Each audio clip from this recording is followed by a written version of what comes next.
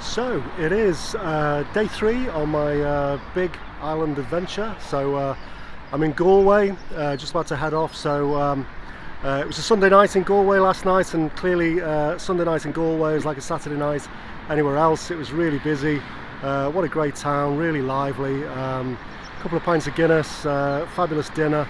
You know, feeling good and ready for day 3. So today we're going to head out of Galway down to the Burren National Park, and then we'll scoot up to the coast, maybe take in the caves, the Cliffs of Moher rather, and then it's along the coast and down across to the Dingle Peninsula, and do a bit of tour of Dingle, and then I'll stay in Dingle tonight. So that's it, day 3 of my big island adventure. So let's get on with it. So a bit of an apology. In all the excitement when I got to Dingle, I actually deleted all my GoPro footage from day 3. So I'm really sorry about that. But keep watching, because I've got some bits and bobs from the day which are probably worth a look.